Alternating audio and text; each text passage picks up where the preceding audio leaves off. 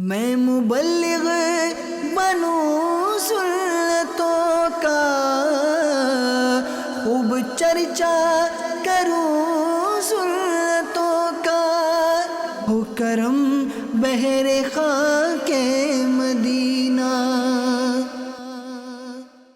الحمدللہ رب العالمین والصلاة والسلام علی سید المرسلین،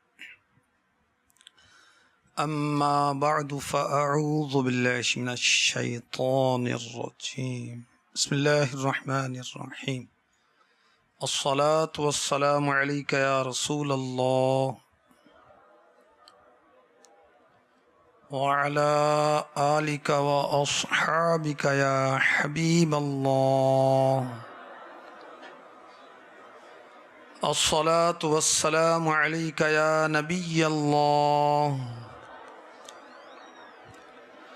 وعلی آلک واصحابک یا نور اللہ۔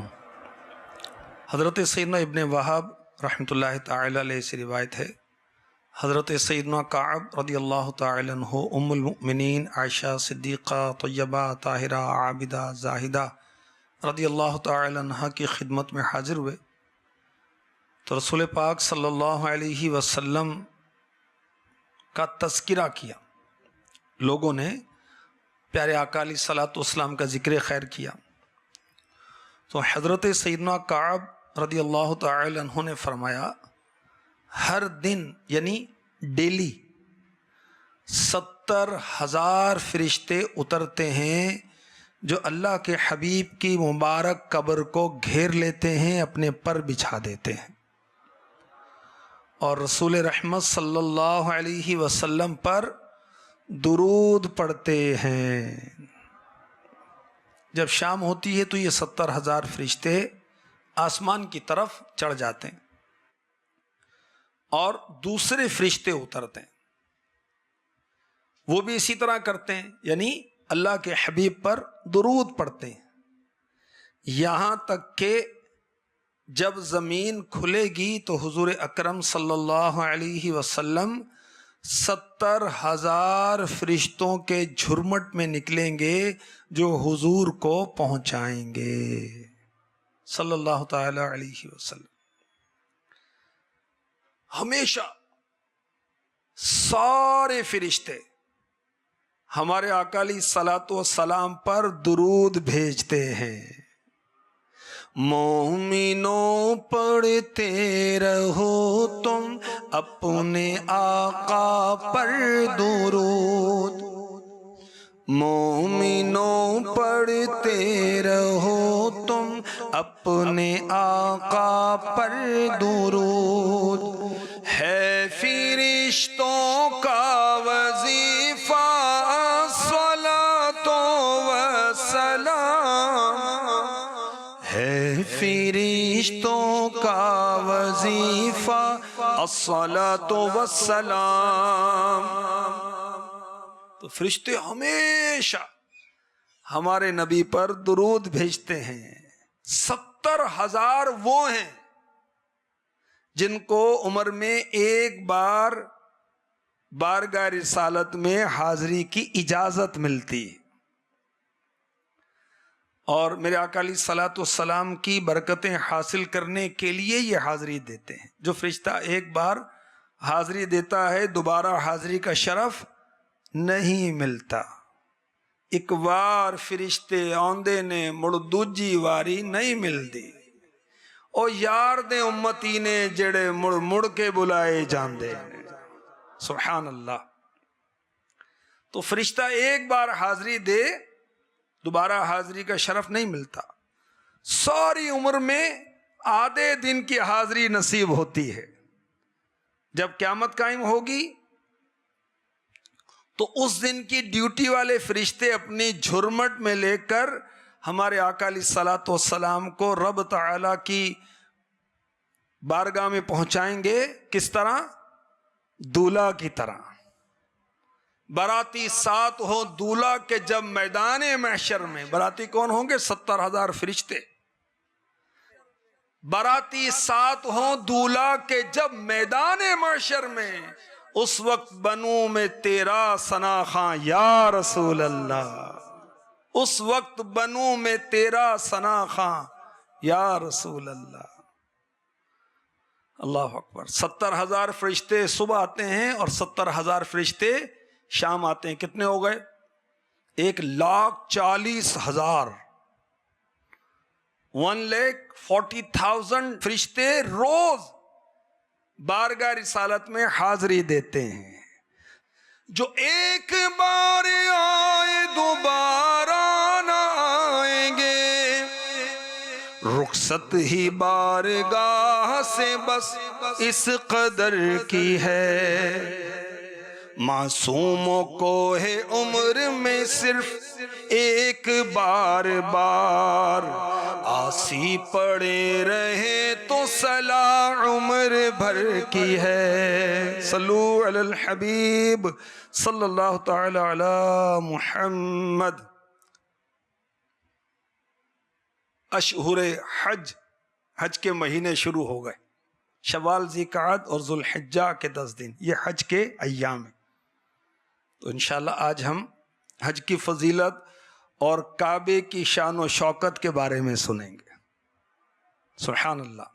تورات شریف میں ہے اللہ تعالیٰ قیامت کے دن 7 لاکھ وہ فرشتے جو اللہ کا قرب والے ہیں، اللہ کا قرب رکھتے ہیں، انہیں بھیجے گا۔ ہر فرشتے کے ہاتھ میں سونے کی زنجیر ہوگی۔ اللہ پاک فرمائے گا جاؤ کعبے کو ان زنجیروں سے باندھ کر میدان محشر کی طرف لاؤ۔ فرشتے جائیں گے کعبے کو زنجیروں سے باندھ کر کھینچیں گے۔ ایک فرشتہ پکارے گا اے کعبۃ اللہ چل۔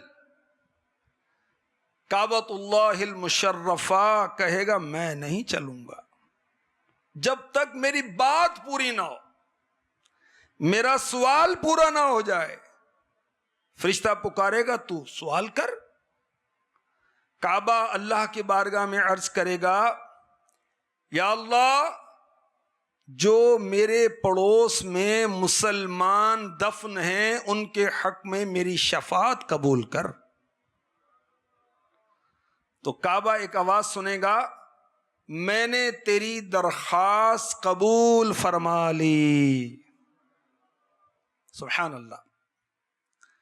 تو مکہ مکرمہ میں دفن ہونے والوں کو اٹھایا جائے گا، چہرے سفید ہوں گے، یہ احرام کی حالت میں ہوں گے۔ سبحان اللہ۔ کعبے کے گرد جمع ہوں گے اور کیا کہہ رہے ہوں گے؟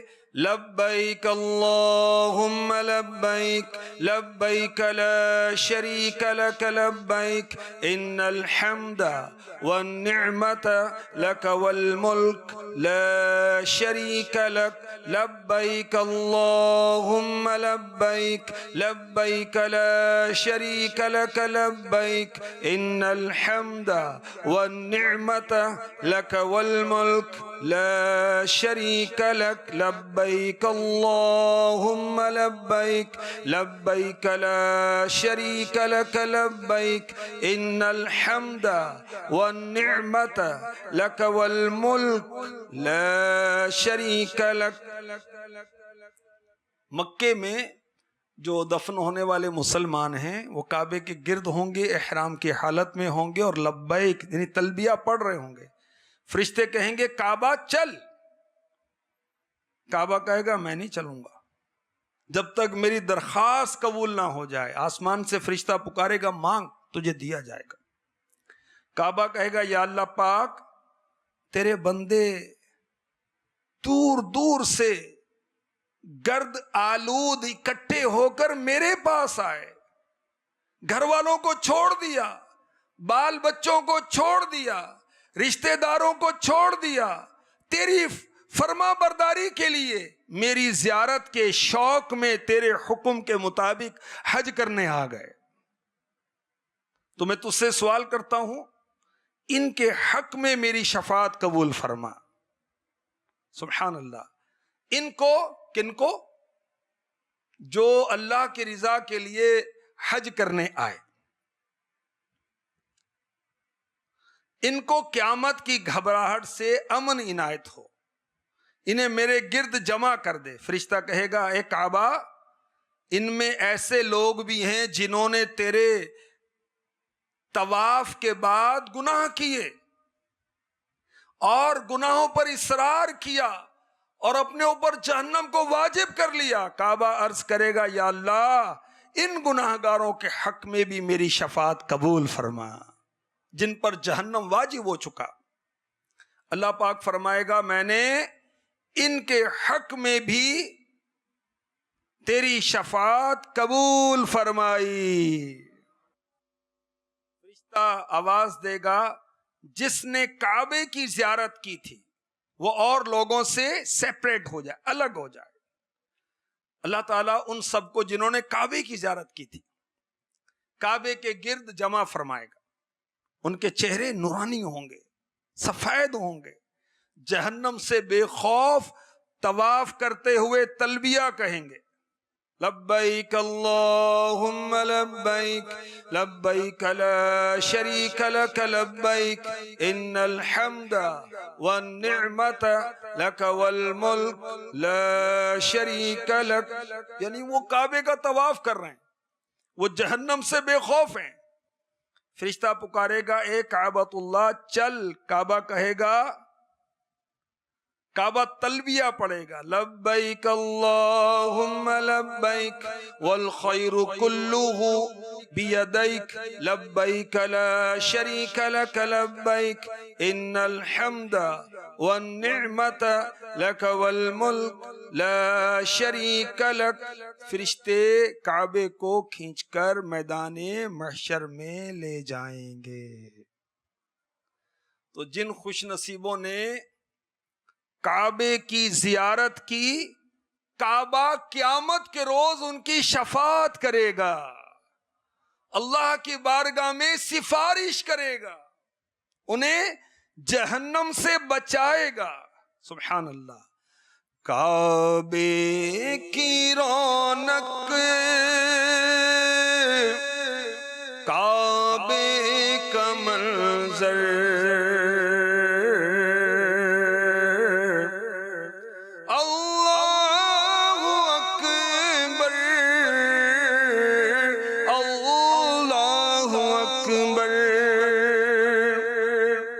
کعبے پر جب نظر پڑے نا, اللہ کی بارگاہ میں کعبے کو دیکھنے والے کی دعا قبول ہوتی ہے. کعبے کی رونق کعبے کا منظر اللہ اکبر اللہ اکبر. دیکھوں تو دیکھے جاؤں برابر اللہ اکبر اللہ اکبر. حمد خدا سے تر ہے زبانیں, کانوں میں رس گھولتی ہیں اذانیں. حمد خدا سے تر ہے زبانیں, کانوں میں رس گھولتی ہیں اذانیں. بس ایک صدا آ رہی ہے برابر اللہ اکبر اللہ اکبر اللہ اکبر اللہ اکبر. اللہ پاک ہمیں بھی حج کی سعادت عطا فرما, ہم بھی کعبے کی زیارت کریں, ہم بھی حجر اسود کی زیارت کریں, غلاف کعبہ کی زیارت کریں، اللہ کرم فرمائے تو حجر اسود کو چومیں. سبحان اللہ. اللہ کرے ہمارا بھی بلاوا آ جائے، ہم بھی حاجیوں کی فہرست میں شامل ہو جائیں. مکہ مکرمہ وہ عظیم شہر ہے جہاں پر کعبہ واقع ہے. جہاں کعبہ ہے وہ مسجد ہے، اس کا نام کیا ہے؟ مسجد الحرام، یعنی حرمت والی، عظمت والی مسجد. یہ دنیا کی سب سے افضل مسجد ہے. اس میں کعبہ جلوہ فرما ہے. اور سبحان اللہ، کعبے کا ذکر قرآن میں سنیے، پارہ 4 سورہ آل عمران کی آیت نمبر 96. ان اول بیت وضع للناس للذی ببکۃ مبارکا وہدی للعالمین.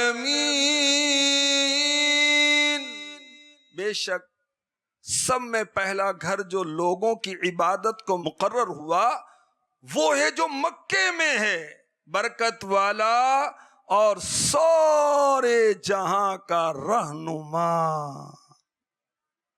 عبادت کے لیے سب سے پہلا گھر جس کو اللہ تعالی نے اپنی طاعت و عبادت کے لیے مقرر کیا. کعبہ عبادت کے لیے مقرر ہے. کون سی عبادت؟ نماز میں ہم چہرہ کہاں کرتے ہیں؟ استقبال قبلہ کرتے ہیں نا بھائی، ٹھیک ہے؟ تو نماز کا قبلہ کعبہ. حج جب کرتے ہیں تو طواف کس کا کرتے ہیں؟ کعبے کا تو طواف کرتے ہیں نا. سبحان اللہ. تو کعبہ شہر مکہ میں ہے اور کعبہ پہلی عبادت گاہ ہے. ویسے تو ہر مسجد میں عبادت کی جاتی ہے اور مسجد کے علاوہ بھی عبادت ہوتی ہے، مگر جو عبادت گاہ سب سے پہلی ہے وہ ہے کعبۃ اللہ المشرفہ. اور سب سے پہلے اس کی طرف کس نے نماز پڑھی؟ حضرت آدم صفی اللہ علی نبینا وعلیہ الصلاۃ والسلام. کعبے کو اللہ تعالی نے تمام لوگوں کی عبادت کے لیے بنایا. بیت المقدس بھی قبلہ رہا کچھ عرصہ، مگر کچھ عرصے کے لیے خاص لوگوں کا قبلہ. اور کعبہ جس شہر میں واقع ہے وہاں ایک نیکی کا ثواب 1,00,000 ہے مکہ مکرمہ میں. اور کعبے کا حج فرض. اچھا، بیت المقدس بھی قبلہ رہا جو مسجد اقصی، مگر حج صرف کعبے کا ہوا، کبھی بیت المقدس کا حج نہیں ہوا. کعبے کو امن کا مقام قرار دیا گیا. کعبے میں بہت سی نشانیاں ہیں. ایک نشانی ہے مقام ابراہیم، جہاں پتھر ہے، اور یہ وہ پتھر ہے جس پر تشریف فرما ہو کر حضرت ابراہیم علیہ السلام نے کعبے کی دیواریں بنائی تھیں، کعبے کو تعمیر کیا تھا. اور سبحان اللہ، جیسے جیسے تعمیر اوپر ہوتی جاتی تو وہ پتھر بھی اونچا ہوتا چلا جاتا تھا. کعبے کی ایک شان یہ ہے کہ پرندے یعنی برڈز کعبے پر بیٹھتے نہیں ہیں اور اس کے اوپر سے بھی نہیں گزرتے. مطلب پورے کے پورے جیسے ان کا وہ جھنڈ کا جھنڈ آ رہا ہے پرندوں کا، تو جب کعبے کے قریب آتے ہیں تو وہ منتشر ہو جاتے، کعبے کے اوپر سے نہیں گزرتے. کعبے کی شان و عظمت تو پرندوں کو بھی پتا ہے. سبحان اللہ. اور جو پرندے بیمار ہو جاتے ہیں تو اپنا علاج کیا کرتے ہیں کہ کعبے کی ہوا سے گزرتے ہیں، اللہ انہیں شفا عطا فرما دیتا ہے. کعبے کو اللہ نے وہ اٹریکشن اور کشش عطا فرمائی ہے کہ لوگوں کے دل اس کی طرف کھینچتے ہیں. اور کعبے کو اللہ پاک نے یہ شان بھی عطا فرمائی کہ جب بھی کعبے پر نظر کی جائے بے اختیار آنسو جاری ہو جاتے ہیں. سبحان اللہ. کعبے کی شان و عظمت میں یہ بات بھی بیان کی گئی کہ ہر شب جمعہ، جمعرات اور جمعے کی درمیانی رات، شب جمعہ، جو اللہ کے نیک بندے اولیاء ہیں ان کی روحیں کعبے کے ارد گرد جمع ہوتی ہیں. کعبے کو اللہ پاک نے یہ شان بھی عطا فرمائی ہے کہ جو اس کی بے ادبی کا ارادہ کرے گا، بے ادبی کرنا تو کجا، ارادہ کرے گا، اللہ تعالیٰ اسے برباد فرما دیتا ہے. سبحان اللہ. کعبے کی رونق، کعبے کا منظر، اللہ اکبر، اللہ اکبر. تیرے حرم کی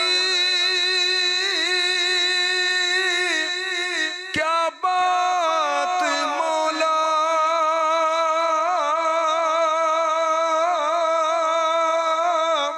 تیرے کرم کی کیا بات مولا، تا عمر لکھ دے آنا مقدر. اللہ اکبر، اللہ اکبر. مانگی ہے میں نے جتنی دعائیں، منظور ہوں گی، مقبول ہوں گی. میزان بے رحمت ہے میرے سر پر. اللہ اکبر، اللہ اکبر. بیٹے بیٹے اسلامی بھائیو، کعبہ جہاں واقع ہے یہ شہر کون سا ہے؟ مکہ مکرمہ. اور مکہ مکرمہ کی ایک خصوصیت یہ ہے کہ یہاں مدینے اور مکے کے سلطان محبوب رحماں صلی اللہ علیہ وسلم کی دنیا میں تشریف آوری ہوئی. ہمارے آقا علیہ الصلوۃ والسلام نے اپنی حیات پاک کے 53 سال 53 ایئرز اس شہر میں گزارے ہیں، مکہ پاک میں. سبحان اللہ. سورہ بلد میں ارشاد ہوتا ہے لا اقسم بهذا البلد وانت حل بهذا البلد. مجھے اس شہر کی قسم کہ اے محبوب تم اس شہر میں تشریف فرما ہو. کعبے کو عظمت ملی، مکے کو عظمت ملی کس وجہ سے؟ کہ ہمارے آقا صلی اللہ علیہ وسلم مکے میں تشریف فرما ہوئے. سبحان اللہ. اللہ تعالیٰ نے ہمارے آقا علیہ الصلوۃ والسلام کے علاوہ کسی اور نبی کی رسالت کی قسم یاد نہ فرمائی. ہمارے آقا علیہ الصلوۃ والسلام کی رسالت کی قسم یاد فرمائی. اس میں کیا ہے؟ میرے آقا کی تعظیم اور تکریم کا بیان ہے. سبحان اللہ. تو اللہ تعالیٰ نے مکے کا نام کیا رکھا؟ بلد حرام، بلد امین. سبحان اللہ.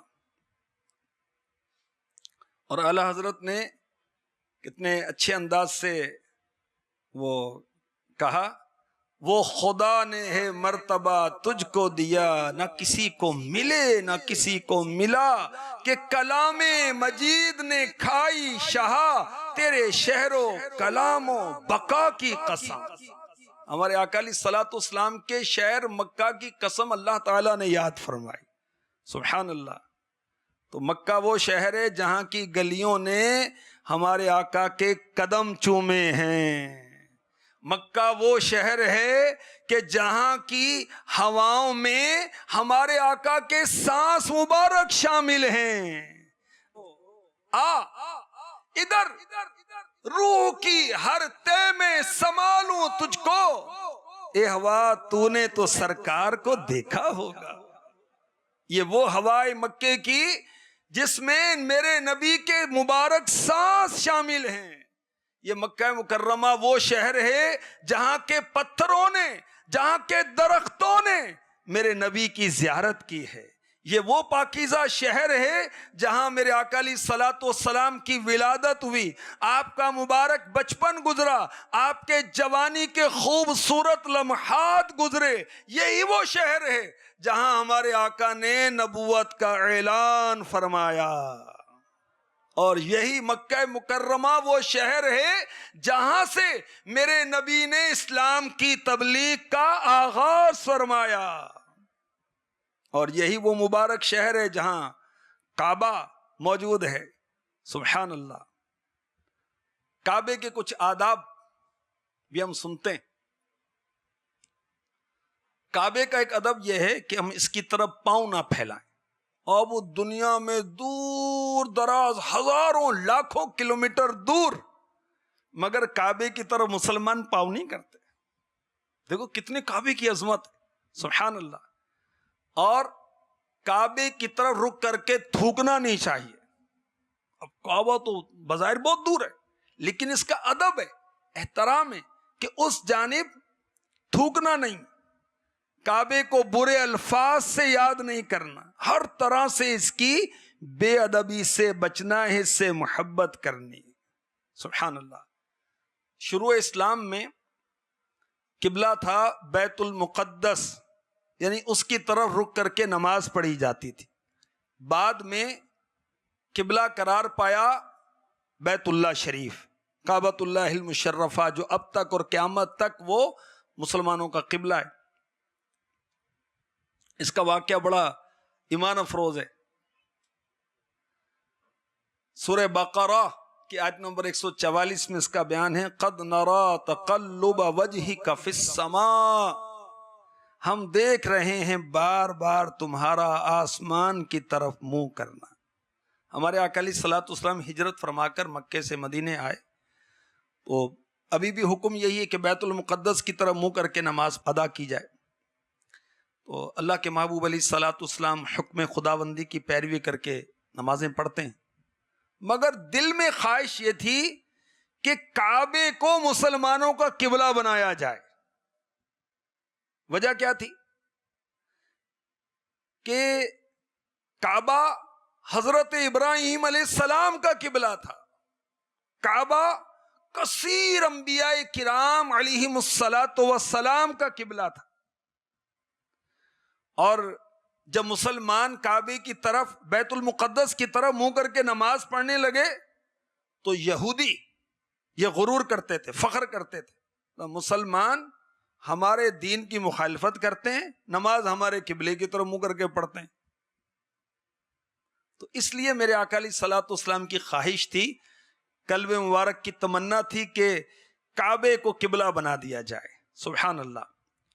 نماز کی حالت میں میرے آقا علیہ الصلوۃ والسلام اس امید پر بار بار آسمان کی طرف دیکھ رہے تھے. تو اس پر نماز کے دوران یہ آیت نازل ہوئی. کیا؟ قد نرى تقلب وجهك في السماء. ہم دیکھ رہے ہیں بار بار تمہارا آسمان کی طرف منہ کرنا. سبحان اللہ. اب اللہ تعالیٰ نے محبوب کی رضا کو اپنی رضا قرار دیا، اور سبحان اللہ محبوب کی خواہش اور خوشی کے مطابق اللہ تعالیٰ نے خانہ کعبہ کو قبلہ بنانے کا فرما دیا. تو حالت نماز میں ہی میرے آقا علیہ الصلوۃ والسلام خانہ کعبہ کی طرف پھر گئے. مسلمانوں نے بھی اس طرح کیا. ظہر کی 2 رکعتیں اولن جو تھیں وہ بیت المقدس کی طرف رک کر کے پڑھی گئیں، اور 2 رکعتیں جو ہیں وہ خانہ کعبہ کی طرف منہ کر کے ادا کی گئیں. جہاں یہ ہوا اس مسجد کو کہتے ہیں مسجد قبلتین، 2 قبلوں والی مسجد، کہ 2 رکعت اس قبلے کی طرف اور 2 رکعتیں اس قبلے کی طرف. سبحان اللہ. اللہ اکبر. تو میرے آقا علیہ الصلوۃ والسلام کی شان و عظمت دیکھیے کہ اللہ تعالیٰ نے اپنے حبیب کی وجہ سے قبلہ تبدیل کر دیا، اور یوں نہیں فرمایا کہ ہم تمہیں اس قبلے کی طرف پھیر دیں گے جس میں میری رضا ہے، بلکہ کیا فرمایا؟ فَلَنُوَلِّيَنَّكَ قِبْلَةً تَرْضَاهَا، تو ضرور ہم تمہیں اس قبلے کی طرف پھیر دیں گے جس میں تمہاری خوشی ہے۔ سبحان اللہ۔ گویا ارشاد فرمایا اے محبوب ہر کوئی میری رضا کا طلبگار ہے، اور میں دونوں جہاں میں تیری رضا چاہتا ہوں۔ سبحان اللہ۔ صلو علی الحبیب صلی اللہ تعالی علی محمد۔ زہے عزت و اعتلاء محمد کہ ہے عرش حق زیر پائے محمد صلی اللہ تعالی علیہ وسلم۔ خدا کی رضا چاہتے ہیں دو عالم، خدا چاہتا ہے رضائے محمد۔ سبحان اللہ۔ تو سب اللہ کی رضا چاہتے ہیں، اور اللہ تبارک و تعالیٰ اپنے محبوب کی رضا چاہتا ہے، اور اللہ کے محبوب علیہ الصلوۃ والسلام کی رضا چاہنا یہ رضائے الہی ہے۔ الحمدللہ۔ اللہ تبارک و تعالیٰ ہمیں توفیق دے کہ ہم محبوب کی رضا کے مطابق سنتوں پر عمل کرنے والی زندگی گزاریں، تاکہ ہم اپنے محبوب کے رب کو راضی کر سکیں۔ اور دعوت اسلامی کا مدنی ماحول بھی یہی ذہن دیتا ہے، اور دعوت اسلامی کے مدنی ماحول میں وہ مدنی کام کیے جاتے ہیں جس کے ذریعے سے اپنی اصلاح ہوتی ہے، لوگوں کی اصلاح ہوتی ہے۔ الحمدللہ۔ اس میں 12 مدنی کام کیے جاتے ہیں۔ مسجد بھرو تحریک چلائی جاتی ہے، یوم تعطیل اعتکاف یہ بھی ایک مدنی کام ہے دعوت اسلامی کے 12 مدنی کاموں میں سے، تاکہ چھٹی کے دن ہم اسلامی بھائیوں کو مسجد میں جمع کریں اور علم دین کے حلقے لگائیں، سنتیں سیکھیں اور سکھائیں، دعائیں یاد کریں اور یاد کرائیں، اور اس کے ذریعے سے نیو سوسائٹیز جو بن رہی ہیں وہاں بھی نیکی کی دعوت پہنچائیں۔ جو اطراف کے اندر مختلف دیہات ہیں، چک ہیں، پنڈ ہیں، وہاں بھی جائیں، انہیں بھی نیکی کی دعوت دیں، انہیں بھی دعوت اسلامی کا تعارف پیش کریں۔ یوم تعطیل اعتکاف اور اس مدنی کام کے ذریعے سے الحمدللہ مسجدوں کو آباد کیا جاتا ہے۔ اللہ پاک ہم سب کو بھی نصیب فرمائے۔ حج یہ اسلام کے اندر ایک فریضہ ہے، اور ہر سال لاکھوں مسلمان الحمدللہ جمع ہوتے ہیں، مختلف رنگ، مختلف نسلیں، مختلف زبانیں، اور یہ کس ملک کا ہے، یہ کس ملک کا ہے کچھ پتہ نہیں، سب اکٹھے ہو جاتے ہیں۔ لبیک اللہم لبیک، یا اللہ میں حاضر ہوں، یا اللہ میں حاضر ہوں، سارے صدائیں لگا رہے ہیں۔ سبحان اللہ۔ اور ہر طرف سے لبیک کی آوازیں آ رہی ہوتی ہیں الحمدللہ۔ یاد رکھیے کہ اسلام میں جو صاحب استطاعت ہے اس پر حج زندگی میں ایک بار فرض ہے، اور جو اس کی ادائیگی میں کوتاہی کرے وہ جہنم کا حقدار ہے، سخت گناہ گار۔ پارہ 4 سورہ آل عمران کی آیت نمبر 97 میں ارشاد ہوتا ہے وَلِلَّهِ عَلَى النَّاسِ حِجُّ الْبَيْتِ مَنِ اسْتَطَاعَ إِلَيْهِ سَبِيلًا وَمَا كَفَرَ فَإِنَّ اللَّهَ غَنِيٌّ عَنِ الْعَالَمِينَ۔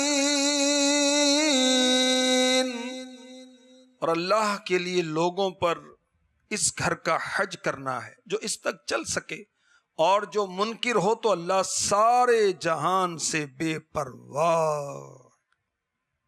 حج کی شرائط ہیں جو بہار شریعت وغیرہ میں لکھی ہیں، یعنی مسلمان پر ہے، تندرست پر ہے، عاقل ہو، بالغ ہو، اور سفر کے اخراجات وغیرہ ہوں، اس طرح کے وہ ہیں۔ تو بڑے خوش نصیب ہیں وہ مسلمان جو حج کی تیاریاں کر رہے ہیں، بڑے خوش نصیب ہیں مسلمان جو حج کی سعادت حاصل کریں گے. اللہ پاک ہمیں بھی سعادت نصیب فرمائے. آئیے دعا کرتے ہیں. یا خدا حج پہ بلا کہ میں کعبہ دیکھوں،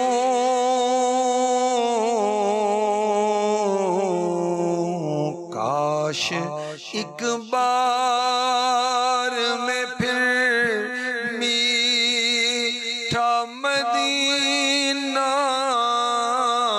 دیکھوں.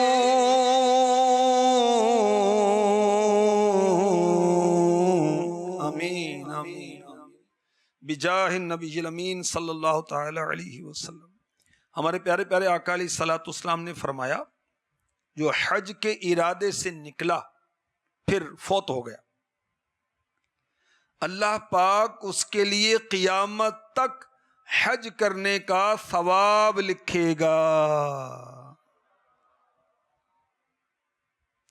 جو عمرے کے ارادے سے نکلا فوت ہو گیا، اللہ تعالیٰ اس کے لیے قیامت تک عمرہ کرنے والے کا ثواب لکھ دے گا.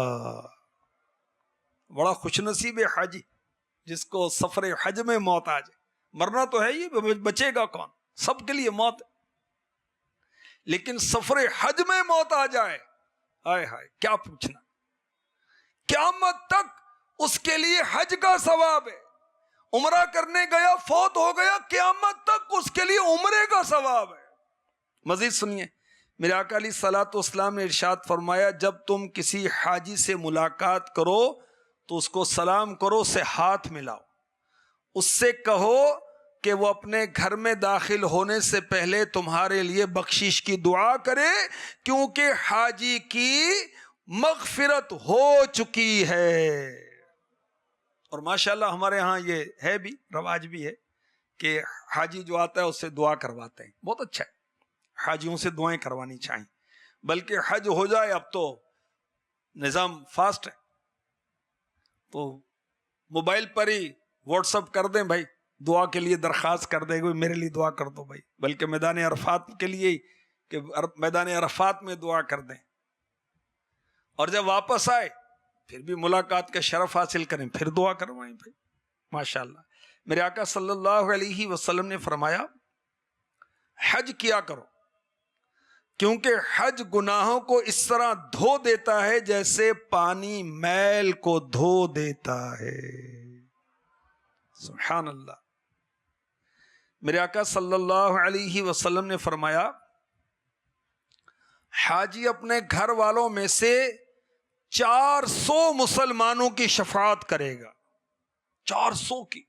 حاجی کی شان دیکھیں، حاجی اپنے گھر والوں میں سے 400 کی شفاعت کرے گا اور گناہوں سے ایسا نکل جائے گا جیسے اس دن کہ ماں کے پیٹ سے پیدا ہوا. سبحان اللہ. حیرت سے خود کو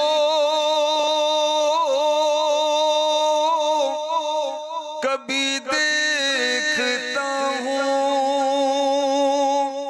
اور دیکھتا ہوں کبھی میں حرم کو. اللہ کی رحمت سے پہنچ گئے تو وہاں پھر حیرت سے دیکھیں گے واقعی میں مکے میں آ گیا، میں گناہگار، خطا کار، سیاہ کار، میں مکے میں آ گیا. تو کبھی خود کو دیکھیں گے، کبھی حرم کو دیکھیں گے. حیرت سے خود کو کبھی دیکھتا ہوں اور دیکھتا ہوں کبھی میں حرم کو کہ لایا کہاں مجھ کو میرا مقدر.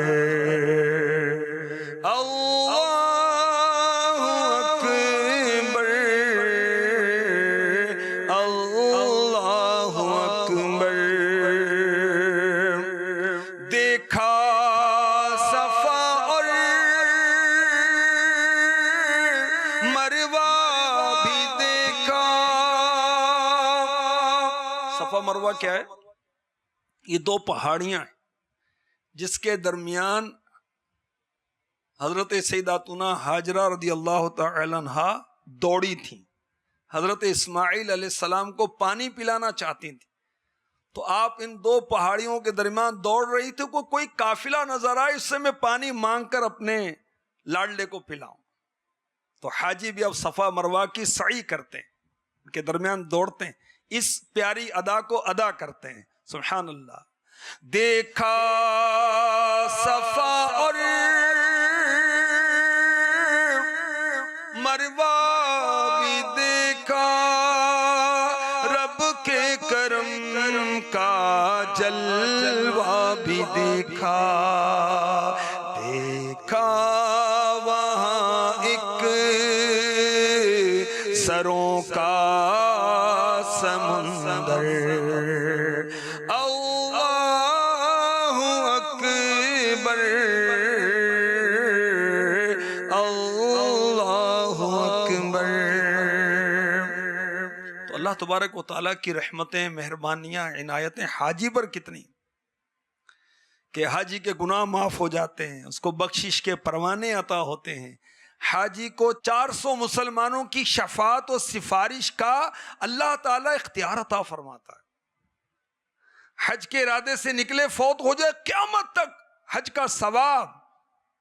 سبحان اللہ۔ حج کی سعادت پانے والا رب کی رضا حاصل کرنے کی کوشش میں، حج کی سعادت پانے والا رحمتوں برکتوں کے سائے میں ہوتا ہے، حج کی سعادت پانے والا اللہ پاک کی امان میں ہوتا ہے، حج کی سعادت پانے والا نیکیوں میں اضافہ کرواتا ہے، حج کی سعادت پانے والا شیطان کے چنگل سے نکل جاتا ہے، حج کی سعادت پانے والا گناہوں کی بخشش کا سامان کرتا ہے، حج کی سعادت پانے والا گویا رحمت الہی میں غوطے لگاتا ہے، حج کی سعادت پانے والا کعبہ اللہ المشرفہ کے پر نور نظاروں سے آنکھوں کو ٹھنڈا کرتا ہے، حج کی سعادت پانے والا قدم قدم پر نیک بندوں کی یادیں تازہ کرتا ہے، حج کی سعادت پانے والا اللہ پاک کے نیک بندوں کے راستے پر چلتا ہے، حج کی سعادت پانے والا دنیا اور آخرت کی بھلائیوں کا مستحق ہو جاتا ہے۔ یا خدا حج پہ بلا آکے میں کعبہ دیکھوں،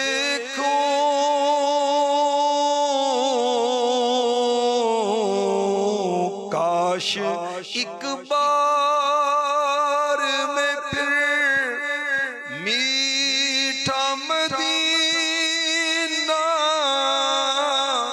دیکھوں۔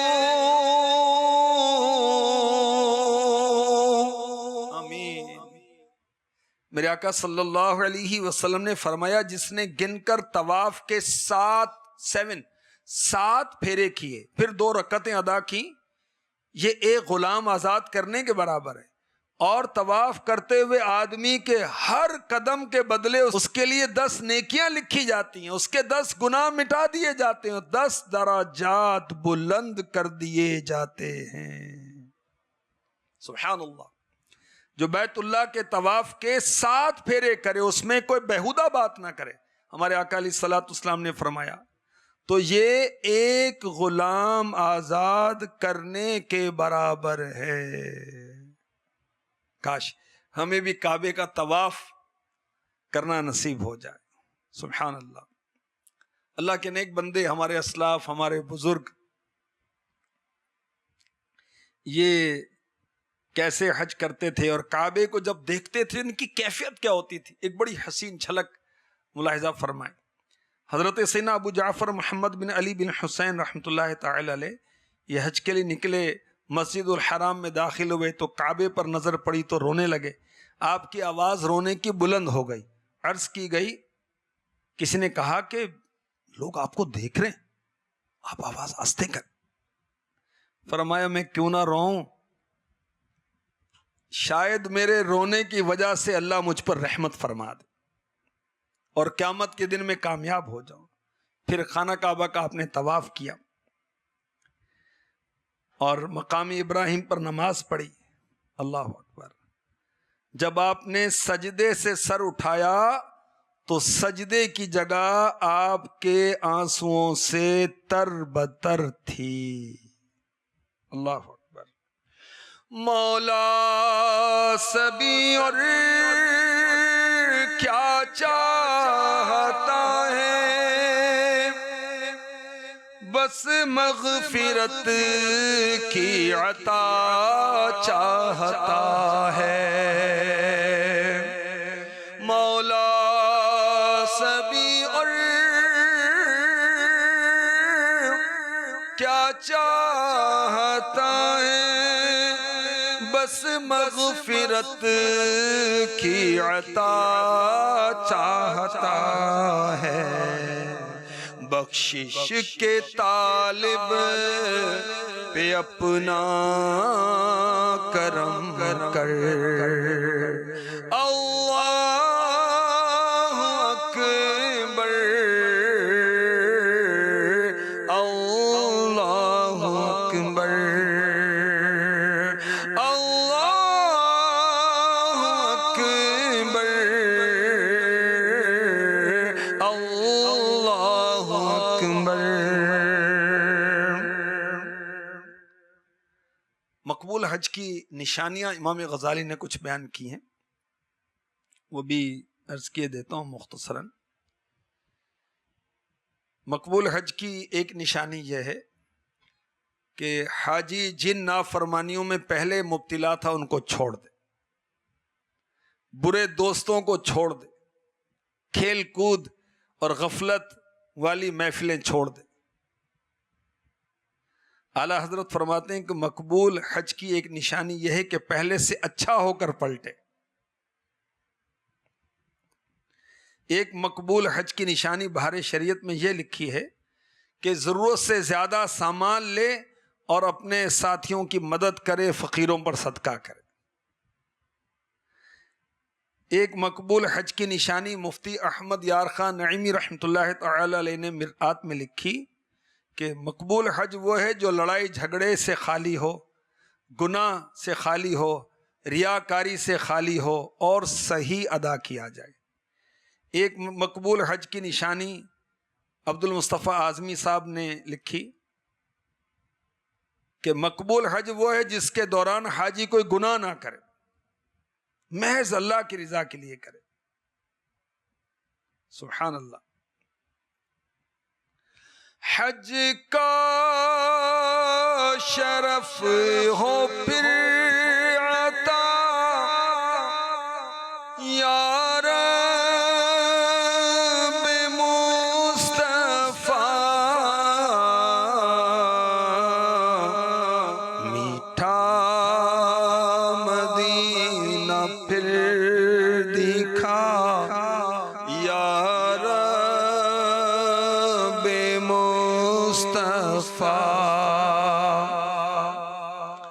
دے دے طواف خانہ کعبہ کا پھر شرف فرمائے پورا